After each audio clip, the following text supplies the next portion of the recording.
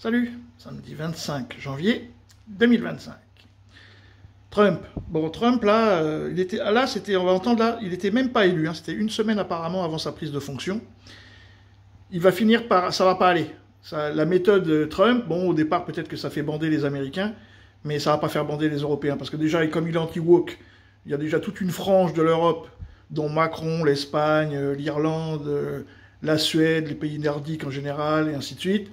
Eux, déjà, ça va pas aller, mais c'est sûr. Hein. Et puis, la méthode de, bon, maintenant, c'est moi le cador, c'est moi le plus fort et tout, ça, c'était la méthode 2000, quand il a fait son premier mandat, vous voyez, 2016. Bon, ça pouvait peut-être encore impressionner. Là, depuis, il y a eu Poutine. Poutine a une armée, bon, il s'associe avec les Russes, avec l'Iran, le Pakistan maintenant, l'Inde, enfin bon, les BRICS, quoi.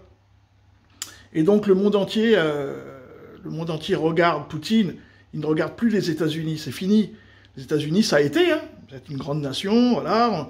On en a bouffé de 1945 à 2020, quoi, on va dire. On en a bouffé, mais c'est fini. Le monde entier ne regarde plus les États-Unis. Hein, c'est plus du tout le modèle qui fait rêver. Donc, du coup, ils paniquent. C'est ça, hein. Donc, comme ils paniquent, ils veulent se dire, bon, bah, nous, on va faire comme avant, on va menacer les gens, puis là, ils viennent de menacer l'Arabie Saoudite, enfin, on menace et puis on va obtenir. Ils vont rien obtenir du tout.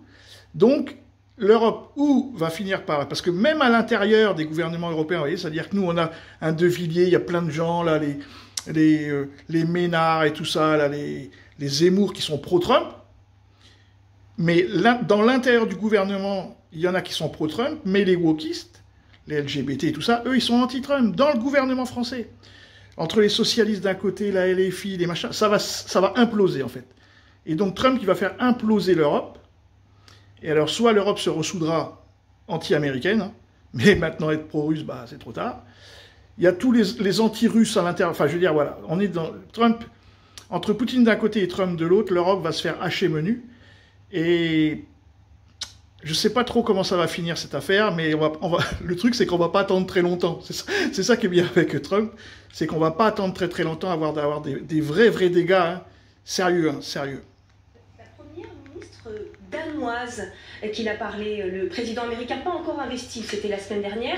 Ce qu'on sait désormais, c'est la teneur de cette conversation grâce au journal britannique, le Financial Times, conversation qui se serait très mal passée. Le président russe, on le sait, hein, on en a parlé. Russe, elle a fait un lapsus, mais bon. Le Groenland n'est pas à vendre, c'est ce que lui a répondu très sèchement Mette Frederiksen, sauf que Trump n'est pas prêt à entendre non. S'en serait suivi 45 minutes d'une conversation où le président américain se serait montré, je cite, agressif et conflictuel. Misogyne. Selon une source interrogée toujours par le quotidien britannique.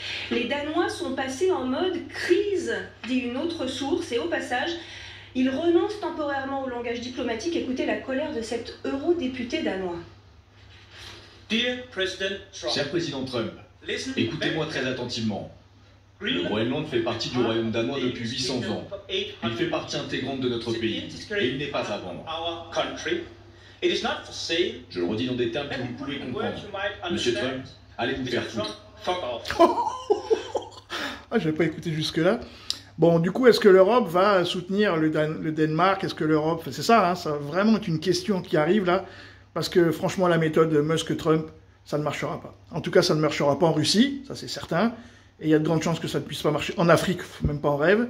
Et ça n'arrivera pas en Asie non plus. Hein. Les Asiatiques, ils ont une méthode de discussion qui n'est pas du tout ni Trump ni Musk. Il reste l'Europe. Et ben moi, je miserais bien que l'Europe va faire une scission avec les États-Unis. On va plus du tout être copains, en fait. Le problème, c'est que c'est eux qui nous vendent le gaz. Et comme on s'est coupé avec le gaz russe et que les Algériens veulent plus nous vendre de gaz, quid? Salut les amis.